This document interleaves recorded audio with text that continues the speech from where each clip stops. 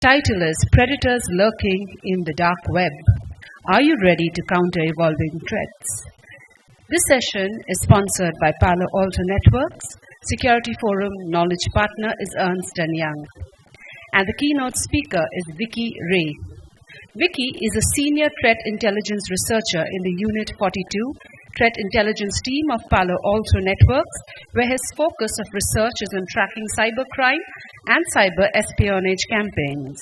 Prior to joining Palo Alto Networks, he was leading the APAC Cyber Incident Response team in Barclays, where he was actively involved in identifying and responding to targeted attacks, analyzing unknown malware, and attributing the attacks to the threat actors. Ladies and gentlemen, please welcome Vicky Ray.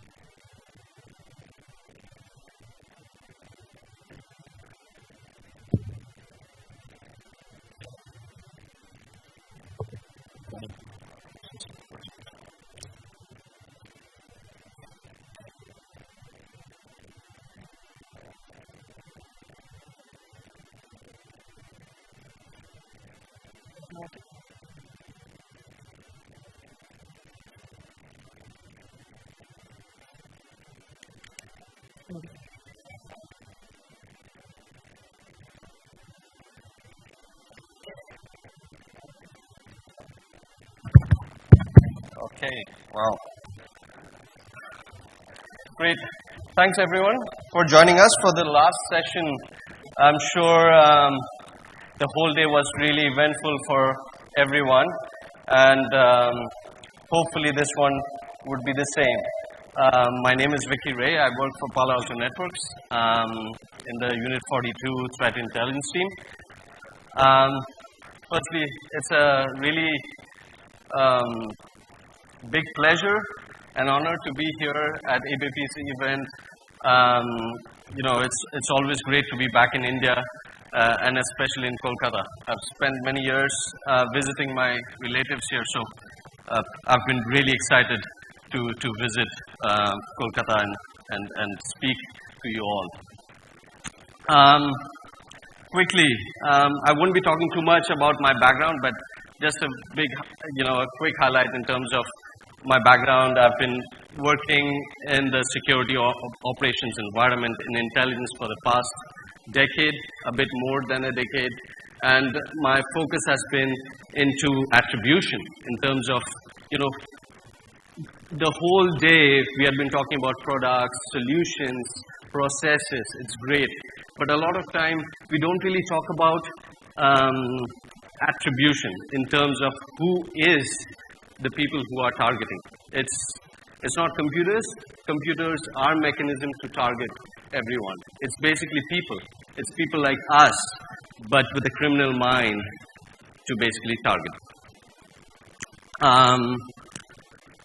A quick introduction about what Unit 42 is, because as soon as I start presenting, a lot of people, kind of the first question I get after my presentation is, why 42? Why Unit 42? My CSO, our CSO, basically, he was the one behind forming this team of experts in the intelligence community. He's a big fan of science fiction, and the number 42 comes from this book called as The Hitchhiker's Guide to Galaxy. The number 42 is the answer to many questions of why, how, and what.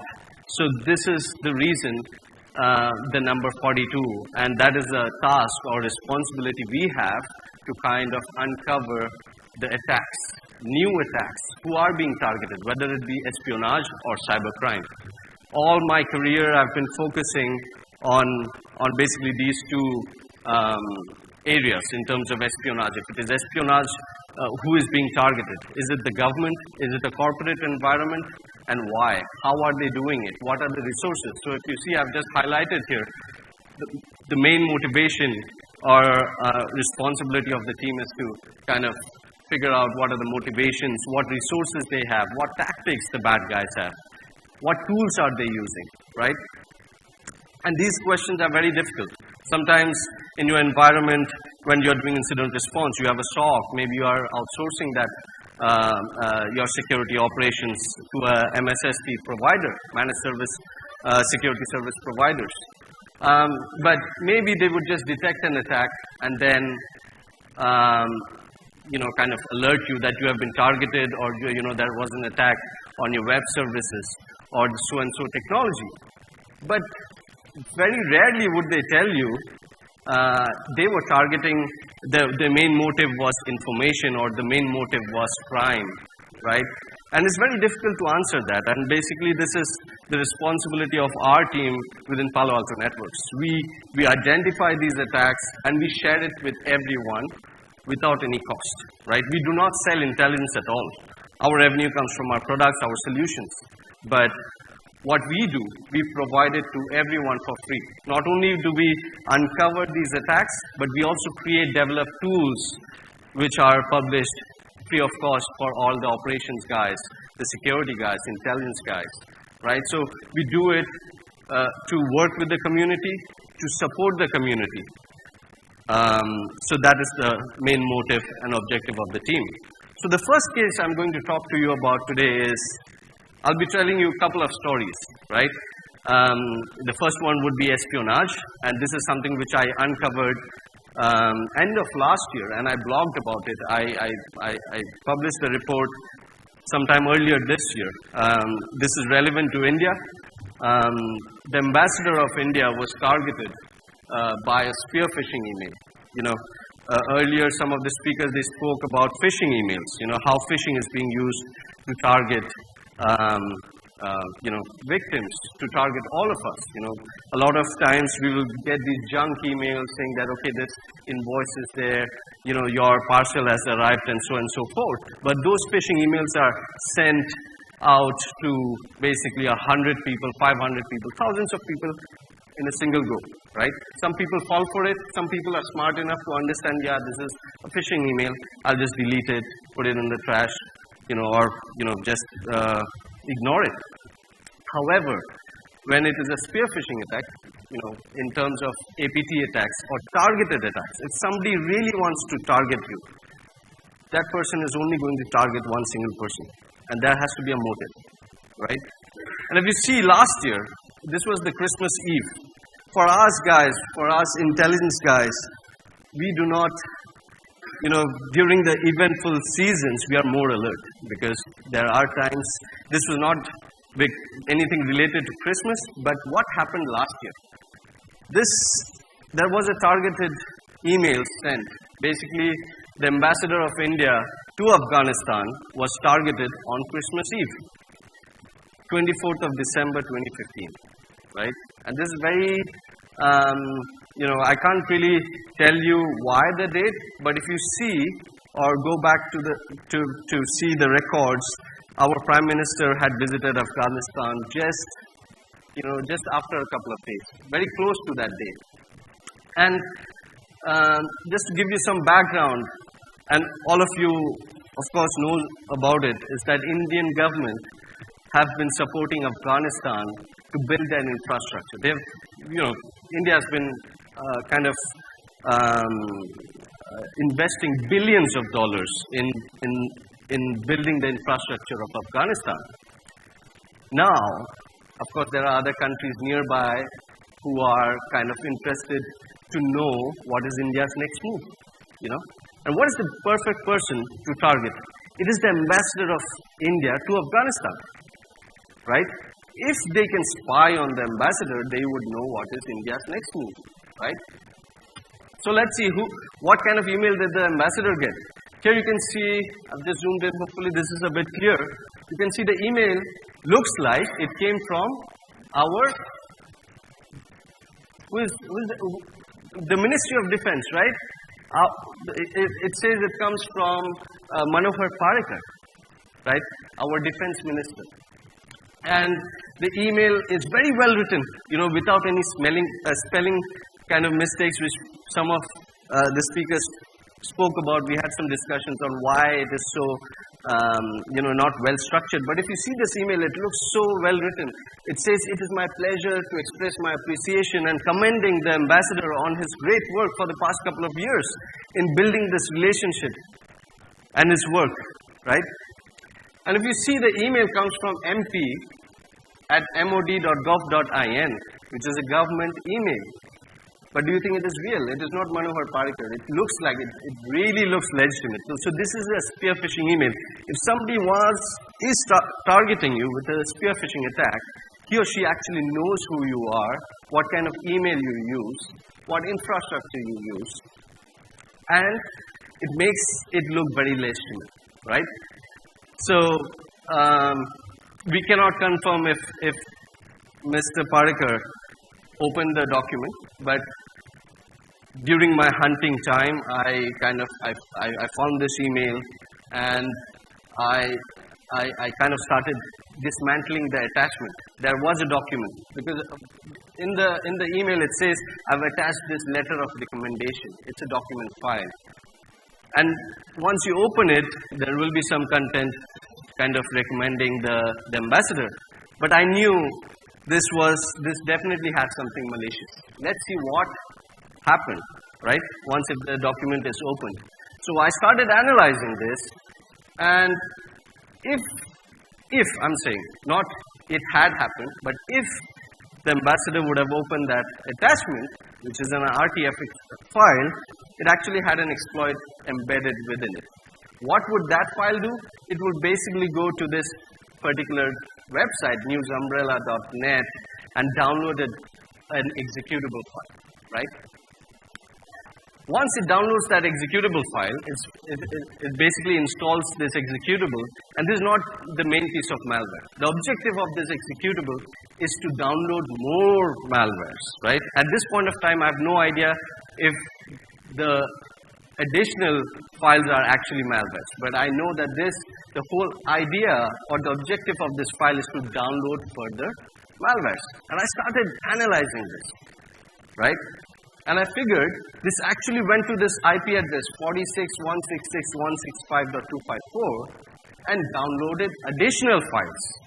So this behavior, though I've seen sometimes, I've not seen, so many different files being downloaded in other targeted cases.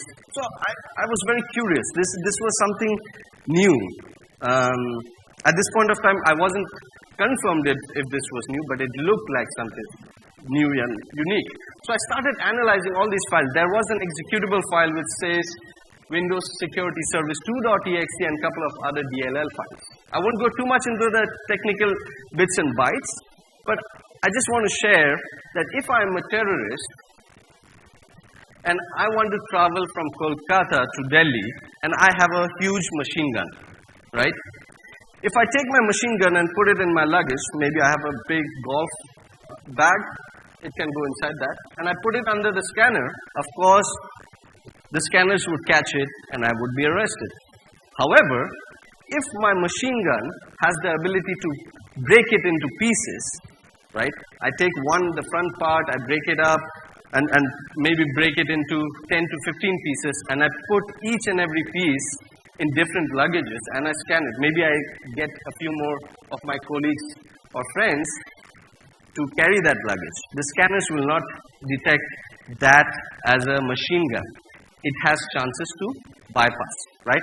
This is the analogy. So this is a very clever guy. Whoever created this malware broke this malware into pieces. So if Mr.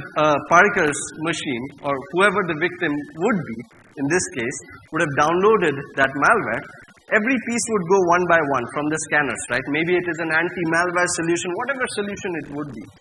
It may, typically all the legacy security solution may allow that to go through because it does not show that it is malicious. It would come benign. So this was very important, but the other bit was I started looking at what are these DLLs. DLLs are basically functions to talk about in simple terms, right? So I started understanding what is high GUI, what is CX4, and it turns out these functions or these DLL files are basically part of an open source technology called as OpenCV. Now, what is OpenCV? I never worked with OpenCV before. So if you see, these days we have cameras installed on traffic signals, right? We have cameras in the hotel. And we also send a robot to Mars. It's called Rover, right? That robot took pictures and sent those pictures back to Earth. Now, this piece of malware used the same code which was used by the rover malware to take pictures and send it back. So this malware also had the same module. So that means this malware has the capability to take pictures and send it back to the bad guy or the threat actor. You see how smart this guy is. Just use open source code which is already available and which has or can bypass the technology because this is known. This is just open source, OpenCV. But what is OpenAL? Now this is an open source DLL as well, an open source technology or code which is used to record audio. So now I know this malware has the ability to take pictures, record audio, record a video, and so on and so forth. Really simple, but it does the job really well. So a lot of times when we were, after the whole analysis, we figured that the whole function of this piece of targeted attack was to record and from the camera, record audio, take screen captures from the victim's machine, and also kill the malware remotely. Very simple, but it was able to bypass the defenses very well. So you can see here on a site called VirusTotal, basically it shows during that time, in the time of analysis, it had 0 detections, right? So it did the job really well in terms of bypassing a lot of endpoint security. Now, this was the espionage attack, right? If you can see, it was so simple, but the adversary or the threat actor kind of created this, and we have never seen this piece of malware or technique used. Now, Kaspersky saw my research, and they did a POC, and Kaspersky actually blogged that this thing works. It has the capability to actually record the video. So all of my research is already published, and you can also read Kaspersky's POC done using my research. So that was espionage, which I wanted to cover today. Of course, I keep on publishing a lot of espionage targeted attacks. Recently, I published on Taiwan government being targeted. It's all available on our website. So I will send the link or show you the link right at the end of the talk. The next one, the next half of the talk, I wanted to focus on cybercrime. You know, a couple of speakers said cybercrime, ransomware, and all these kind of cyber criminal campaigns are costing millions of dollars, if not billions. I would say actually a lot more. Just ransomware maybe just millions, but the overall loss to all the cyber criminal activities per year actually definitely goes much more than $1 billion. Sometime last year, the other thing which I also do is lurk in the underground forums where the cyber criminals kind of collaborate, work together, build tools, sell tools, buy tools, right? So I kind of try to lurk in those underground forums and see what they do. Sometime last year, there was this guy called as Captain Jack Sparrow. In this forum, he kind of started selling a tool, saying that it's a great tool which you can use to create new piece of malwares and steal data, right? And I'll just show you a very quick, simple snapshot. It looks very neatly designed. Anybody who would buy this tool from this criminal, who's just a seller, mind you, he just sells these tools in the underground forums or in the kind of dark nets. And the design is very simple. You can very quickly configure the domain or the command and control where after your victim is infected, all the data would be sent to very quickly within a matter of few seconds, I would say. If somebody already knows how to use it, within a matter of seconds, every time they compile, you get a new variant or new hash of a malware, not a variant. So what happened? It started selling sometime in April last year, and the growth or the usage of that tool really took a big rise sometime at the end of the year. And it still is. Many criminals are using this tool. This is just one of it. There are many tools. But I'm just trying to give you an example of how these guys are getting into the underground forums, selling it, and immediately there's a big usage of these tools. There is a huge acceptance of these new technologies or these new kind of malicious applications by other criminals. So some guy who's very smart, he designs it. It doesn't have to be that every time somebody is a criminal, he has to design these tools himself or herself. There's somebody else who is already designing it and selling it, right?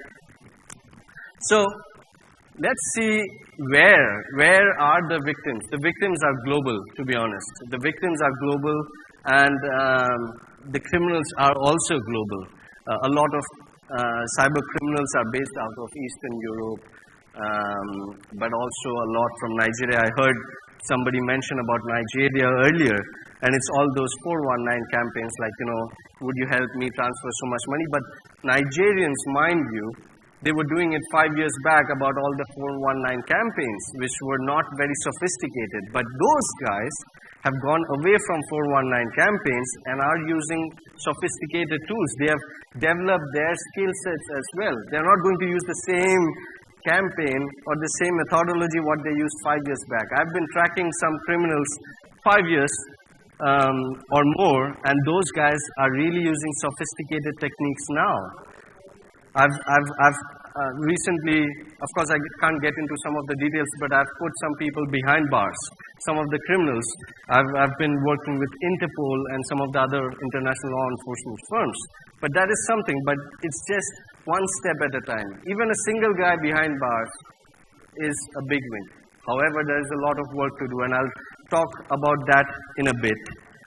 But going ahead, I would like to share that all these tools are being used, but what is being stolen? People say, oh, keyloggers, they log keystrokes and then they steal data.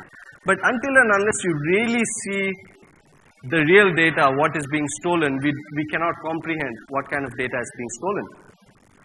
So during our attribution work, we were able to get access to the bad guys server, and we downloaded a lot of files, which we found in the criminals server, right?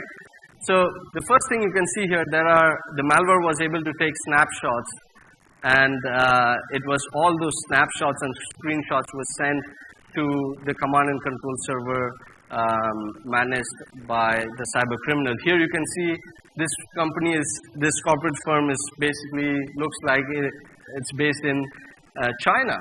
And, there are some RFQs, some business emails being shared, and I have to mask all those sensitive data here of what is being quoted and what not. So if it is a business deal going on, that criminal has visibility of what one business is paying to the other, so and so forth. Let's go to the next one. Now this is an AutoCAD diagram or a blueprint of something very sensitive. I didn't want to go or dig too much into this, but what if there is a blueprint of your technology, or somebody is developing something, and that is already owned by the bad guy. That guy, if he or she knows which industry you deal with, maybe they may sell that data to your competitor, or maybe just publish it openly, leak that data. These things happen. And whatever you might have spent last 4 or 5 years in developing this might be in jeopardy. And this is where these guys kind of blackmail or extort money from those victims. That he or she can say that, I already have your data, pay me so much amount of money, and I'll go away. I will not publish it or share it. Things happen, right? That's why it's a billion-dollar industry. Nobody talks about it, but things happen. Now, this looks like a corporate firm, but the bank here, you can see, looks like a bank from India, right?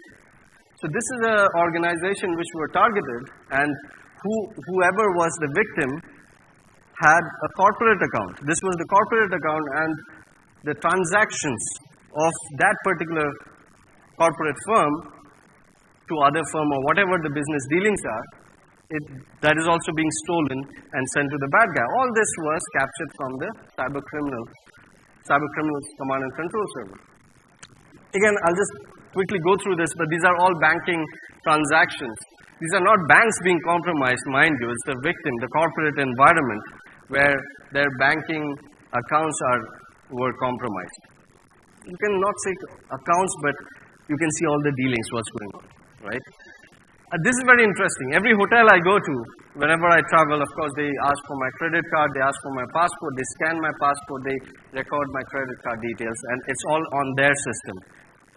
Now, somebody was here from the hotel management industry as well, and as he rightly mentioned, that they really keep the bar very high. They see that the compliance they want to maintain is as equal to the banks, and it's very essential because hotels are a big target. Because they have a lot of data, right?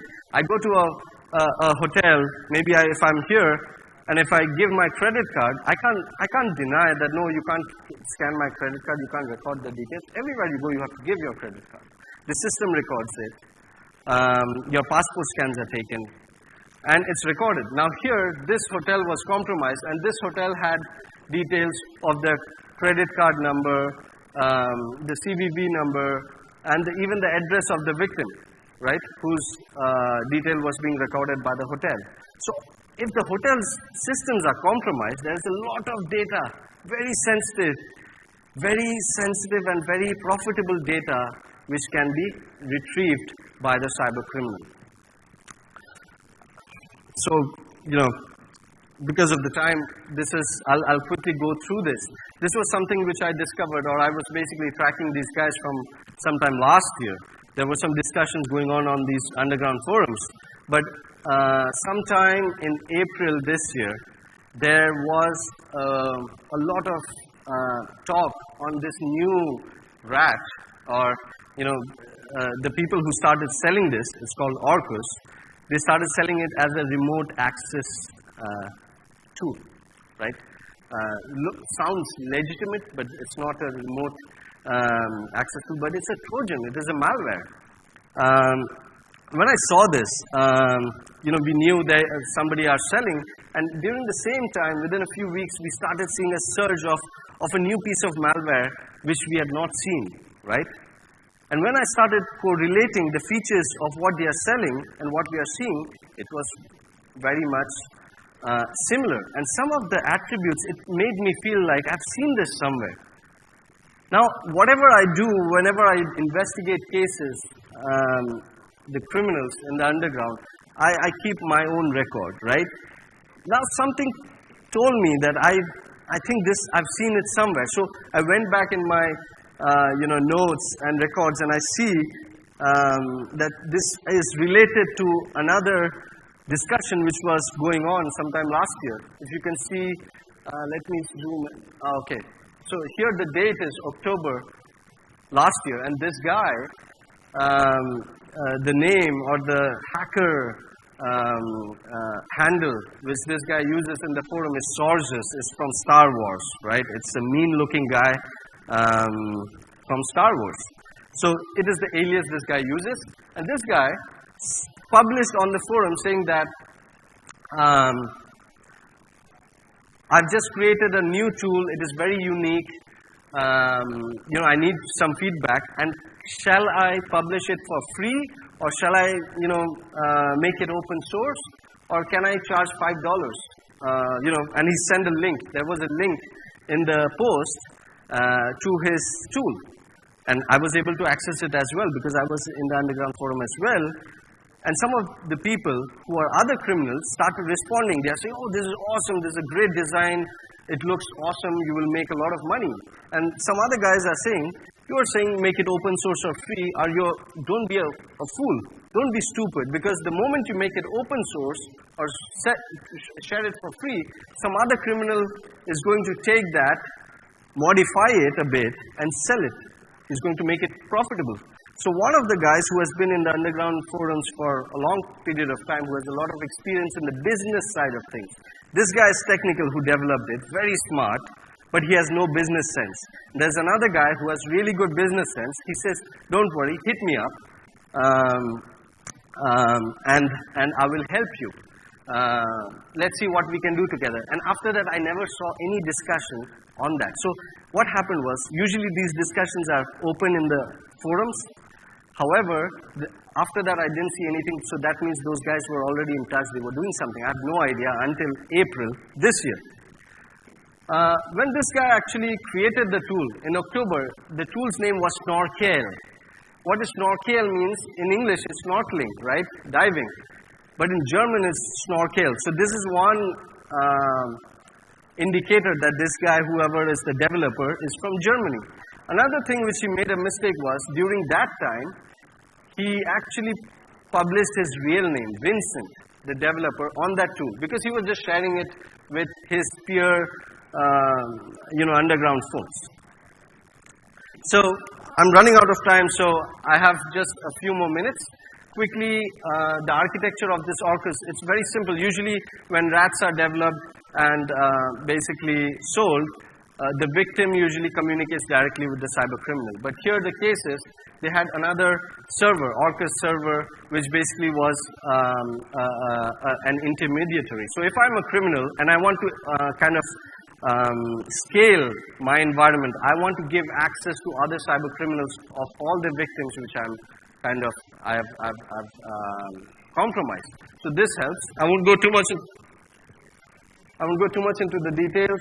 I'll skip this part because we don't have much, time left. But the tool is so efficient that it allows you to code live while you have access to the victim's machine. You can, if you know a bit of coding, you can create new plugins. So this is very unique. No other rats would allow you that. You can build your own features on top of the tool. And you can see here, all victims are from different parts of the world. And this is the panel, what the cyber criminal sees. So I've just hidden the victim details here. This is the microphone again. It's just all, it can do spying, it can give access to the victim's machine, it can steal data, microphone recorder, screen recorder, webcam, everything. It's very smart. And these bad guys also knows, like the good guys like us, we know or we have an environment which we used to analyze. So when I was doing my reverse engineering, of course I'm not getting into programming stuff, but in the code, in the malware code, I figured that they also have protections. If the malware is running in a secure environment, don't infect the machine. So here we have VMware, VirtualBox, Parallels, all these are virtual environments. So if the malware knows that it is under a virtual environment, do not infect the machine. Very smart. Okay, I'm going to go, I'll probably stop here, but very quickly, just 1 or 2 more minutes. I know I'm taking too much time, but again, this guy, the guy who did the business, he comes to my blog. His name is Armada in the hacker forums, but this guy is from Canada. So this guy from Canada and the developer from Germany. And he has so much guts that he comes to my research report and says that very impressive work on our software, job well done. He has the guts to come and say, but he did a mistake. Because he commented, I know where he commented from. So I've already given that information to some of the law enforcement guys. Okay, so what are they stealing? So I was just, today morning, I went to this darknet forum where people, kind of sell very confidential data. Here, this guy is selling almost 3,444 passport scans, ID scans, a lot of very sensitive information, and it's going only for $399. And if you see the numbers, it's just 10 cents a single scan. But if you see the countries, these are all in Asia, and India is the biggest number. You can see here, 2376 out of 3,447. So the situation here may be a bit difficult. The bad guys are stealing or getting access to all these sensitive data quite easily. Now, what do we do? The other thing, okay, I'm going to go quickly through this. I just wanted to highlight here that really a lot. And there has been a lot of collaboration. I'm not talking about our product or anything. We in the industry, we formed an alliance called the Cyber Threat Alliance.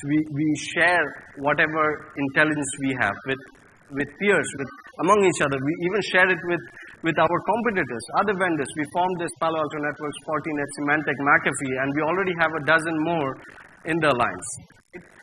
So, going ahead, what do we do? There are there is a lot of challenges. We talk about processes, solutions, but what we actually also need, apart from all that, is collaboration between the industry. We all are security folks here. We need to share intelligence with each other, right? We need to collaborate with each other, collaborate with law enforcement. And yeah, this is what I wanted to leave the day with, is that collaboration is really essential. And given I don't have much time, if there's any other question I can take now, or yeah. Do we have any time for any questions? Yeah. Yeah. Oh yeah, that's a very good question. A lot of people say that when you lurk in the underground, you have the chances that the bad guys, if they track you, of course there may be repercussions. That's true. Yeah, so we definitely use a lot of anonymizing tools. We make sure that we don't do stupid mistakes so that they can track us back, right? There's always a possibility. There is a risk. I wouldn't say there is no risk. There is a risk. But to expose these criminals, we need to do that. We need to take that risk. Okay.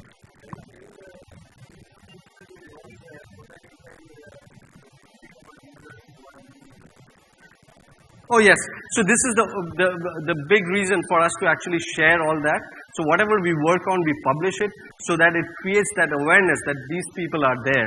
They are doing this. They are so easily doing it. This tool in the underground just costs $40 to buy. So the cost to the bad guys is so less. They don't have to be smart. Somebody else is already creating that tool for them. So $40 is the investment, and what they get or what they steal from the from the victims costs a lot more.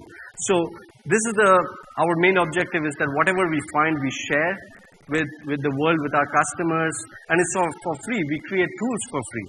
So it is our responsibility that this awareness, our research and the awareness we share, is going to impact everyone in a certain way. Is there any common forum where we can share our findings? Yes, the industry has created a lot of forums, like in the form of FS ISACs for financials, other ISACs in the industry. However, there are people like here. This is a great kind of opportunity for people to come together. Many people create these forums locally. Local forums, local partnerships, and whenever you find something, you share, right? So we are doing it in the form of Cyber Threat Alliance. There are certain requirements to be part of the alliance. However, there are many other alliances being formed. So this is huge. The industry is moving, like as the topic says here, transform, disrupt, and transform. It's time to disrupt the whole methodology that this is my data. Of course, we are not saying about sensitive private data. We have to share the malicious data. The more we share, we have a better chance to win against the bad guys. If you want to keep everything yourself, no, it's not going to work. So we need to disrupt that mentality and work together, collaborate together, be it industry, be it our competitors, So, yeah, hope that helps. Thanks. I'm sure that was a very, very exciting session, Mr. Ray. And many of you might have questions, but we'll take them offline. Right now, I would like to request Mr. K.K. Mahapatra to join me on the dais and hand over a memento to Mr. Vicky Ray. Thank you. And please be free to put forward your questions, Thank you, sir. because all our panelists and speakers are around the venue. Thank you, Mr. Ray.